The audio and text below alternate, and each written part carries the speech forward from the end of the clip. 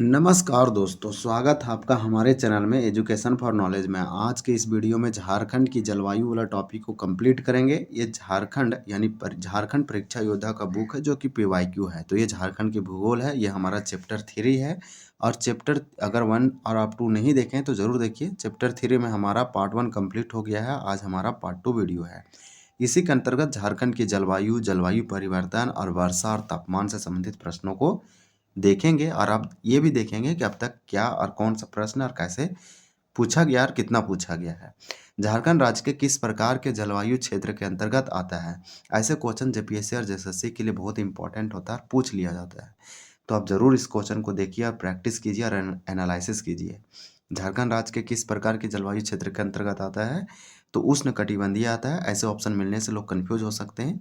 2017 में पूछा गया था। अगर आपका पढ़ा रहेगा तो आपको दिक्कत नहीं होगा। जो पढ़े हैं वो एग्ज़ाम निकाल भी रहे हैं। बहुत लोगों का सिलेक्शन हो रहा है और कि बहुत लोग थोड़ा-थोड़ा या मिस कर रहे हैं या किसी कारण से छँटा रहे हैं। झारखंड उष्णकटिबंधीय जलवायु क्षेत्र के अंतर्गत आता है।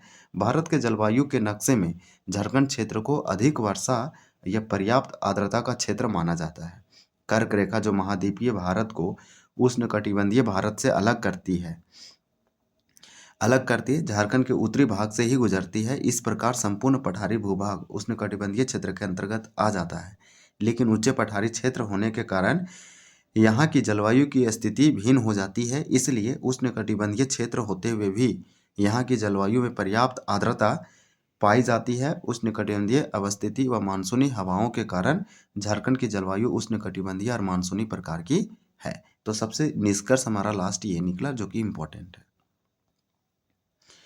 आप देखिए ये टॉपिक कितना इंपॉर्टेंट है। 6 जेपीएससी पीटी सिविल सर्विस में पूछा 16 में कि झारखंड राज्य मुख्यतः किस जलवायु क्षेत्र में आता है? सिंपल क्वेश्चन, उष्णकटिबंधीय मानसूनी में आता है।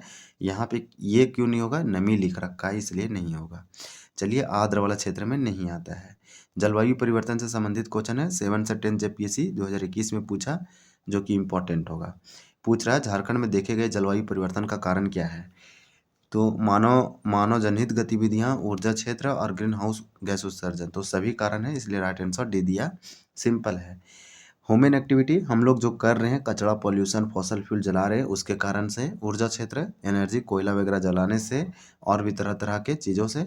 ग्रीन हाउस उत्सर्जन मतलब ग्रीन हाउस गैस, जैसे में कार्बन डाइऑक्साइड के निकलने से, फिर सीएफसी के निकलने से, कार्बन डाइऑक्साइड, ये सब आपको समझ में आ जाना चाहिए कि इसका भी इसका रीजन होगा। क्वेश्चन ईजी था और ये माइंड बेस्ड पूछा था, कॉन्सेप्टुअल चीज़ था कि झारखंड में देखे गए जलवायु परिवर्तन मानव जनहित कारकों, ऊर्जा क्षेत्र, ग्रीन हाउस उत्सर्जन अन्य कारकों का कारण है। मानव जनहित कारक प्रजातियों की गिरावट, संकट, विलुप्त होने के प्राथमिक नियतात्मक कारणों का गठन करते हैं। भूमि विकास, अत्यधिक दोहन, प्रजातियों के हस्तांतरण और परिचय और प्रदूषण। झारखंड में ताप विद्युत संयंत्र अधिकांशतः कोयला पर चलते हैं जो ग्लोबल वार्मिंग में योगदान दे रहा है।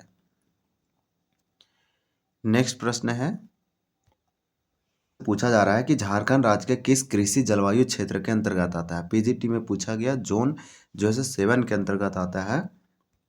राष्ट्रीय आपदा प्रबंधन संस्थान के अनुसार झारखंड राज्य में 3 जलवायु क्षेत्र मौजूद है। इसके रिपोर्ट के अनुसार बताया जा रहा है कि झारखंड पूर्वी पठार पहाड़ी क्षेत्र के रूप में जाने जाने वाला कृषि जलवायु क्षेत्र जोन 7 के एक हिस्सा है।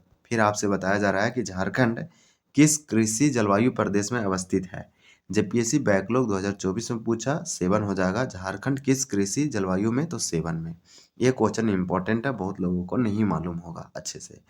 देखिए JAPCC द्वारा जलवायु परिवर्तन पर राष्ट्रीय योजना कब जारी किया गया? ये 7 से 10 जेपीएससी पीटी 2021 में पूछा। यहाँ पे होगा 30 जून 2008। तो ऐसे क्वेश्चन को आपको याद रखना है। इसका फुल फॉर्म क्या है? तो Jharkhand action plan on climate change. Jharkhand action plan on climate change short में हो गया आपका JAPCC। ये जलवायु परिवर्तन पर राष्ट्रीय योजना 30 जून 2008 को जारी किया गया था। ये क्वेश्चन पूछा गया। एक ये भी पूछा गया जेपीएससी के द्वारा, किस मुख्य कृषि जलवायु प्रदेश में अवस्थित है? तो 7। नेक्स्ट क्वेश्चन देखेंगे। ये देखिए वर्षा से संबंधित क्वेश्चन है कि झारखंड में वर्षा किस मानसून से होती है? तो यहाँ 4 जेपीएससी पीटी 2011 में पूछा गया था। यहाँ होगा दक्षिण पश्चिम मानसून। फिर चलिए नेक्स्ट क्वेश्चन देखते हैं। देखिए इसके बारे में दिया गया है कि झारखंड में मुख्यतः दक्षिण पश्चिम मानसून पवनों से द्वारा वर्षा होती है। यह मानसून की दोनों शाखाओं यथा बंगाल की खाड़ी की शाखा और अरब सागर की शाखाओं द्वारा वर्षा होती है। इस प्रकार से आपको समझना है कि बंगाल की खाड़ी की शाखा के द्वारा वर्षा अपेक्षाकृत अधिक होती है। झारखंड के मध्यवर्ती और पश्चिमी भाग में बंगाल की खाड़ी की शाखा अरब सागर की शाखा दोनों द्वारा वर्षा होती है, जबकि पूर्वी भाग में मुख्य रूप से बंगाल की खाड़ी की शाखा के द्वारा वर्षा होती है। झारखंड के दक्षिण और उत्तर की ओर तथा पूरब से पश्चिम की ओर जाने पर वर्षा की मात्रा जो है कम होता है और ऊंचाई वाले स्थानों पर निम्न स्थानों की तुलना में अधिक वर्षा होती है। तो नेतरहाट अधिक ऊंचाई वाला स्थान है तो बारिश भी अधिक होता है। तो यहाँ फिर पूछ रहा है कि मानसून लौटते समय कि डैश यानी कि के महीने में झारखंड वर्षा करता है, तो होगा सितंबर नवंबर में जाने समय ये बारिश होता है। देखिए मानसून लौटने की क्रिया को निर्वर्तन कहते हैं। 21 जून को सूर्य कर्क रेखा पर लंबवत चमकता है। 22 जून से सूर्य विषुवत रेखा की ओर लौटने लगता है।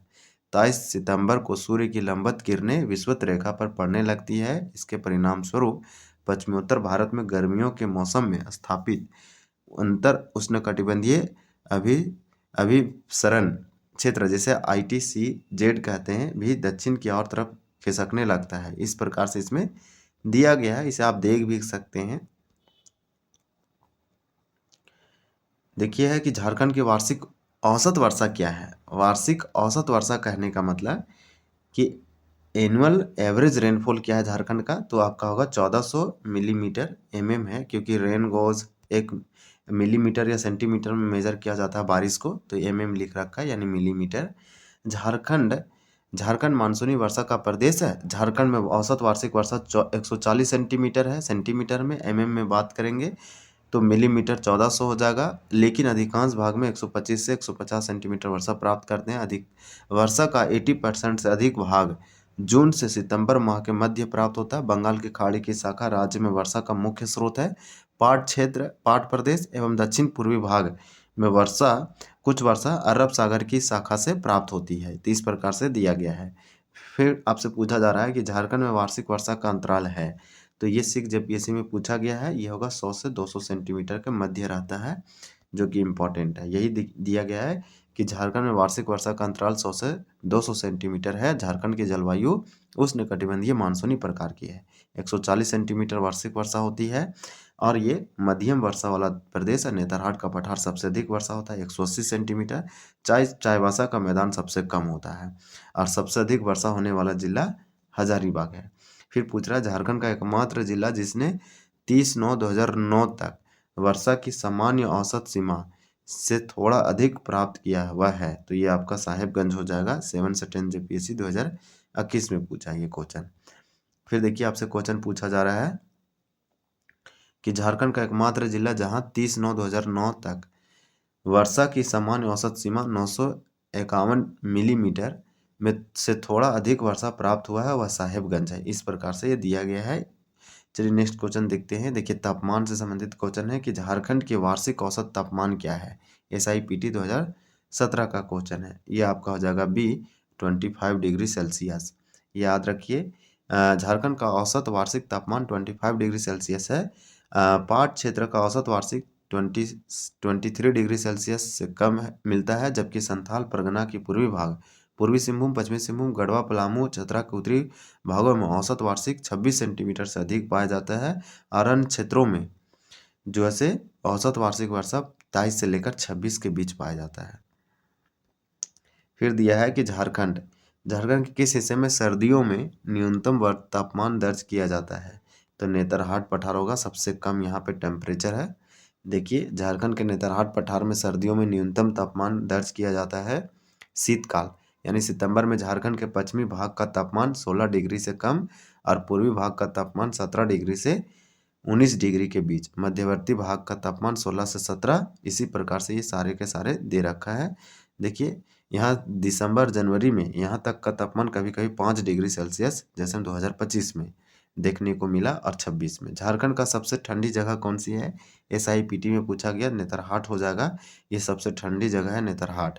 यहाँ सबसे अधिक वर्षा भी होता है, 180 सेंटीमीटर से अधिक होता है। पहाड़ों की मल्लिका छोटा नागपुर की रानी के नामों से ये जाना जाता है। फिर चलिए नेक्स्ट देखते हैं।